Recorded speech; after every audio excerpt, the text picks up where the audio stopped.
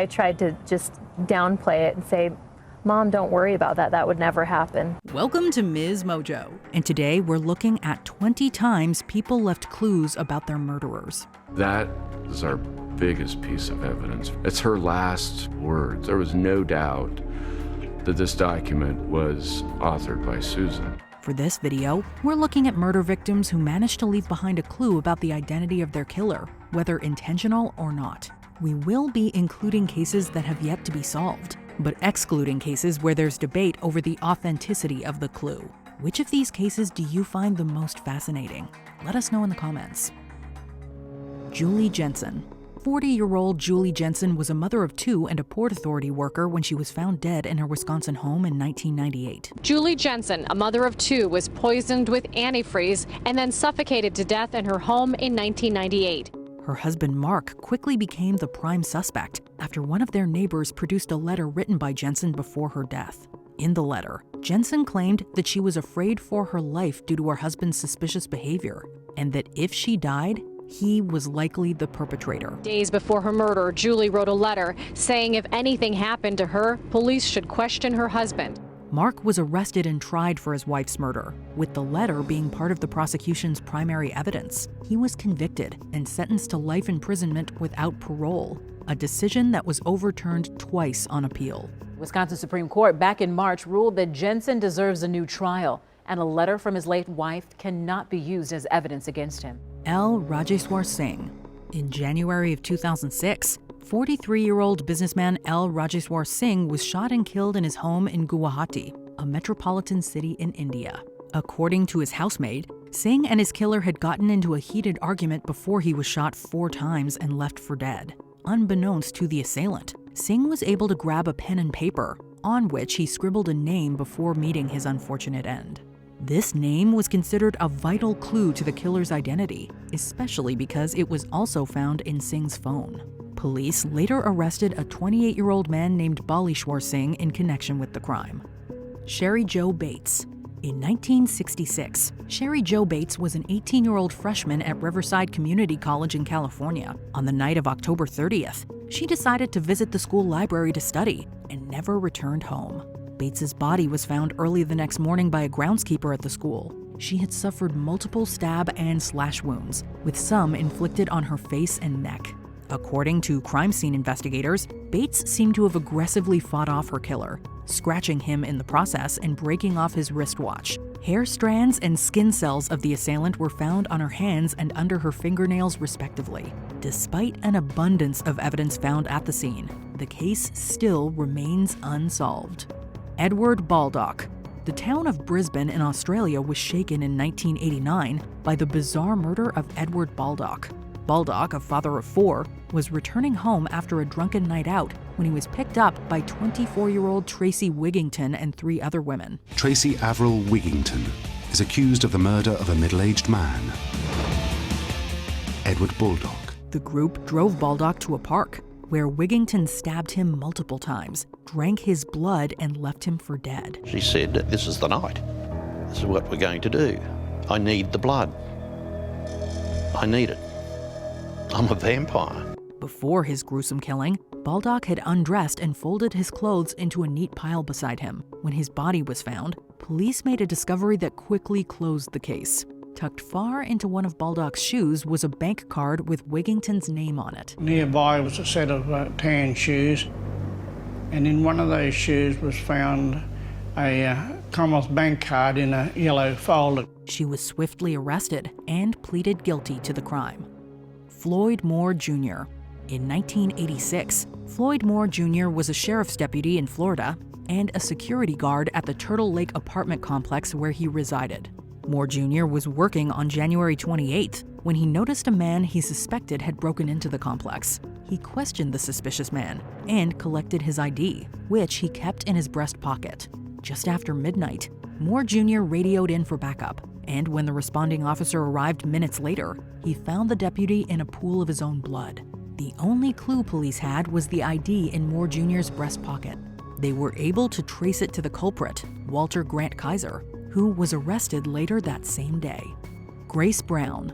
It's especially tragic when a whirlwind romance turns deadly. That was the unfortunate case of Grace Brown, a factory worker who fell in love with her employer's nephew, Chester Gillette. When Brown found out she was pregnant in 1906, she pleaded with Gillette to marry her, even sending him multiple letters to that effect, but he kept stalling. Her friends were warning her that he wasn't what he seemed to be, that he was something different. And I think that she had no experience with that type of person, and so she was seeing what she wanted to see rather than what her friends were telling her. Eventually, he took her on a trip to the Adirondack Mountains in New York, where he killed her. Her body was found at the bottom of the Big Moose Lake, and Gillette quickly became a suspect. A short distance from the capsized boat, they found Grace's body. Brown's love letters, which showed the amount of pressure she had put on him to accept the pregnancy, helped in securing a murder conviction against Gillette. He was tried and convicted of first-degree murder. On March 30th, 1908, Chester Gillette died in the electric chair.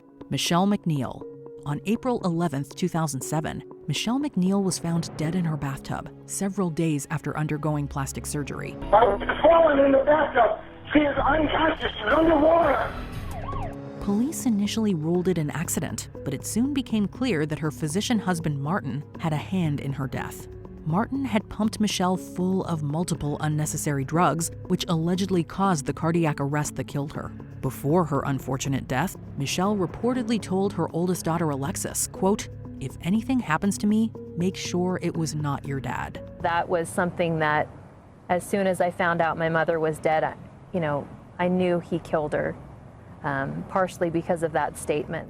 After Alexis and her siblings demanded a review of the case, the manner of death was changed, and Martin was charged with first-degree murder. He was convicted of the crime, but took his own life less than 3 years into his sentence.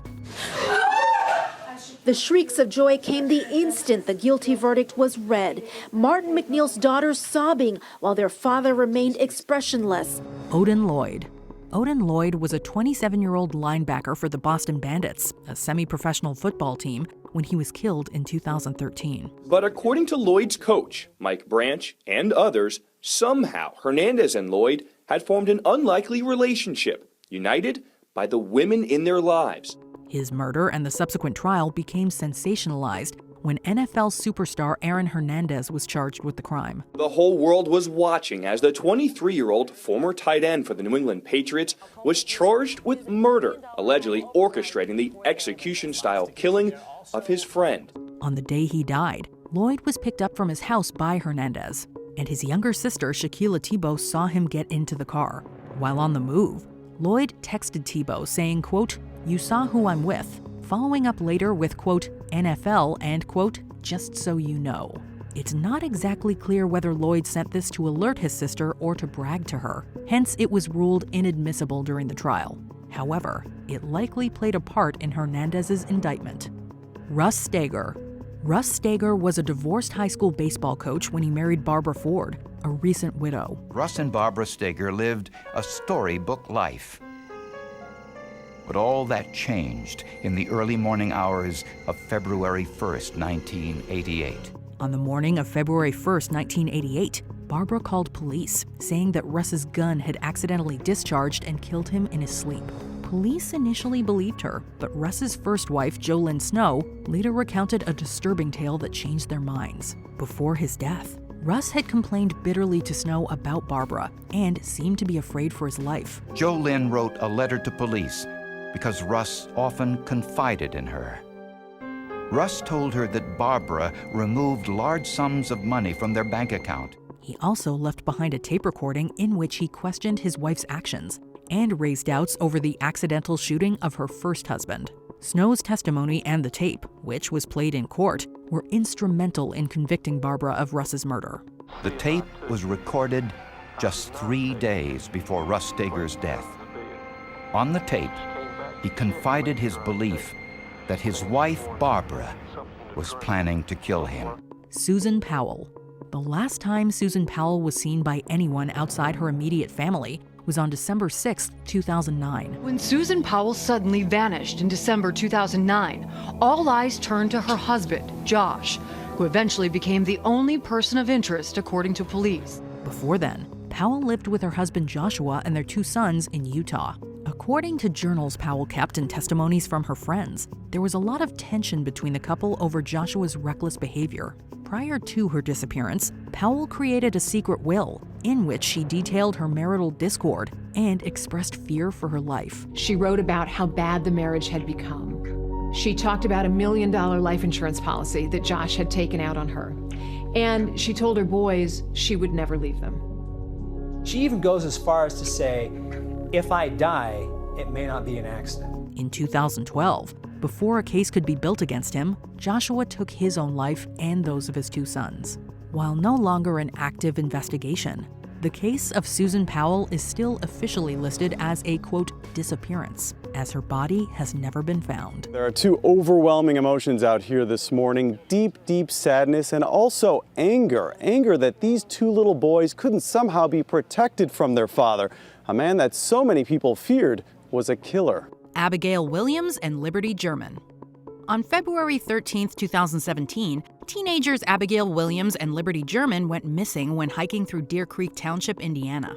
Their bodies were found the next day, and while details have never been released, the police began a murder investigation. This is the bridge that we've all seen in the images released to the media. You can see now some flowers left behind in memory of the girls. One clue was found on German's phone. It was Libby who managed to take a cell phone picture of a strange man on the bridge. He's the prime suspect. While hiking, German had taken a photo of an unknown man walking towards the girls. Unfortunately, the picture is not clear, but police were quick to suspect this man as the murderer. An audio recording was also found on the phone, with a muffled male voice saying, quote, down the hill. Down the hill, down the hill.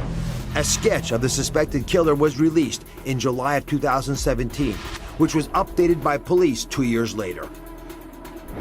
More than 50,000 tips have poured in over the years, but none of them have led to the elusive killer. After several years, Richard Allen, who had originally been taken in for questioning, was arrested, and in November 2024, Allen was given 130 years on 4 counts.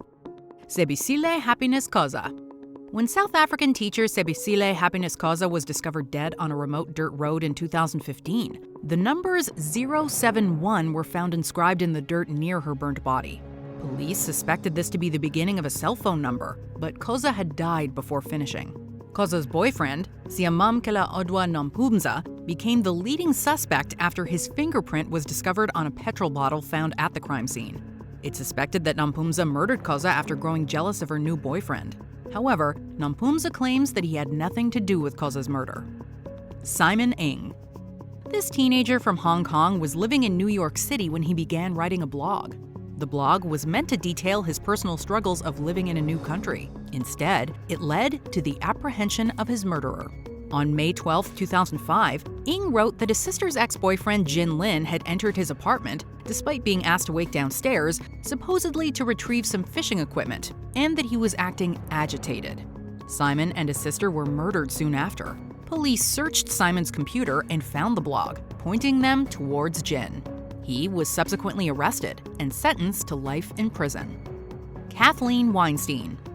In 1996, special education teacher Kathleen Weinstein was murdered by a teenage carjacker. Give me the keys! Come on, hurry up! Okay. Get out! Unbeknownst to the teen, Weinstein was capturing the entire ordeal on a hidden tape recorder that she retrieved from a bag and hid in her coat pocket. Following the discovery of her body, authorities listened to the recording, which contained key details like the carjacker's first name and age. The man, 17-year-old Michael Lassane, was later captured driving Weinstein's car, arrested, and sentenced to life in prison. Following a successful appeal in 2007, Lassane was once again found guilty and resentenced to life. Sandra Dice. On March 29, 2000, Michigan man David Dice called 911 and reported that his wife Sandra had taken her own life. We didn't have any reason to dispute his story. And quite frankly, given his background, the fact that he appeared to be a stable, normal guy with a family and a good job and some community involvement and stuff, we basically gave him the benefit of the doubt. The story was widely accepted until Sandra's autopsy was conducted, which revealed that she'd been shot twice. Sandra's sister Mary also came forward with an incriminating note. Sandra had told Mary that if anything happened to her, a note hidden in her china cabinet would explain everything. For the first time, Sandy described what really happened in the horse stable 18 months earlier. The note stated that David had tried to kill Sandra with an axe hammer back in 1998. Further analysis of David's shirt revealed microscopic blood spatter, indicating it was David who had shot Sandra. Forensic professionals did the rest, and David was sentenced to life in prison for Sandra's murders and died there in 2018. After the verdict, relief from Sandy Dice's relatives, grief from David's side of the family. That it was a difficult thing for both families, and no one's a winner. Matthew Pike. British student Matthew Pike lived with his girlfriend Joanna Whitten in Suffolk, England. Whitten drew the attention of a man named David Heiss on a gaming website, and Heiss grew dangerously infatuated with Whitten. Heiss proceeded to stalk both Whitten and Pike, and in September 2008, he broke into Pike's apartment and fatally stabbed him in a fit of jealousy. A German computer game enthusiast, calling himself David Heiss, left a message on her Facebook page. The message said, "You must be suffering unbelievable pain. I'm sorry for causing so much trouble lately." Pike was able to write the letters DAV in his own blood before dying of his injuries. Whitten returned home to find her boyfriend dead, and Heiss was quickly arrested. He was subsequently sentenced to life in prison. Alexander Litvinenko. This Russian defector once worked for the Russian Federal Security Service before publicly accusing his superiors of ordering an assassination. The fitness fanatic was an outspoken critic of the Kremlin. He fled to the UK in 2000, where he was given political asylum. It's thought he then worked for MI6 and Spanish intelligence as an informer. He subsequently relocated to London and sought protection. While living in England, Litvinenko wrote 2 books and dropped numerous bombshells about the Russian government. In November 2006, he was poisoned and murdered by what's assumed to be members of the Federal Security Service. Litvinenko grew very sick after meeting prior colleagues, but was able to remember a particular pot of tea that only he drank from. The police later found this teapot, which contained high amounts of polonium-210. Alexander Litvinenko died in hospital the very same day. His hospital room was sealed. I've been a consultant for over 20 years. I've never seen a case like this, and I hope I never do again. Unfortunately, the primary suspect in the case, Russian politician Andrei Lugovoy, cannot be extradited from Russia. Sir, can you tell me, why did you murder Alexander Litvinenko? Interesting approach. This is the first time in my life that a question has been asked this aggressively. You should ask this question the Prime Minister of the UK and the Head of Intelligence Services of UK. Denise Amber Lee. On January 17, 2008, a man named Michael King abducted Denise Amber Lee from her own home. King took Lee to his house and assaulted her before taking her to his cousin's house. At 6:14 p.m., the Sarasota County Sheriff's Office received a bizarre 911 call from a cell phone from someone claiming to be Denise Lee, the missing person herself. How could that be? Lee managed to grab King's cell phone and called 911. The call lasted approximately 6 minutes and saw a panicked Denise providing various pieces of information to the authorities. Using her abductor's cell phone, everything she is saying is clearly for one purpose, so she can be found. Unfortunately, they were unable to save Lee, and she was murdered by King shortly after the call. The whole ordeal lasted 7 hours, with Lee being kidnapped around 2 p.m. and King being arrested at 9:15 that night. Lee's 911 call aided the prosecution, and King was sentenced to death. Her father, Rick Goff, had one last message for Michael King. I just want to tell Michael King you're a coward. You got what you deserve coming, and Denise was a lot better person than you, and she's going to put you in the place where you belong, which I believe is hell, and that's where you're going to be. Nadine Haig. The death of 33-year-old mother Nadine Haig in 2009 was made to look like she took her own life. The police bought it, but her family insisted there had been foul play. Investigating themselves, they found the words, quote, "he did it," on a note underneath her supposed note. These same words were later spotted etched into a bathroom tile. The family believes that the he in question is Nestore Guizan, the father of Haig's young daughter. The family collected enough convincing evidence to overturn the ruling on her death. However, Guizan denied involvement, and there's no direct evidence linking him to what happened to Haig, which means it remains an open case. Before we continue, be sure to subscribe to our channel and ring the bell to get notified about our latest videos. You have the option to be notified for occasional videos or all of them. If you're on your phone, make sure you go into your settings and switch on notifications. Amarjit Choan.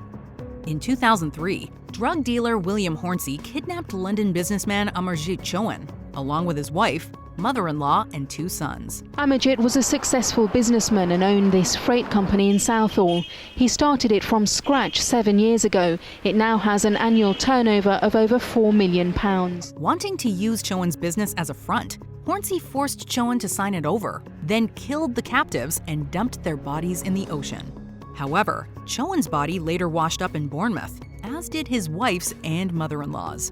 Inside Choan's sock was a note addressed to Hornsey's father, naming his murderer. And it's dated the 12th of February 2003, which clearly meant it arrived the day we believe Mr. Choan was being held captive at Forge Close. Hornsey and his associates were quickly apprehended, and each received severe prison sentences for their roles in the Choan family murders.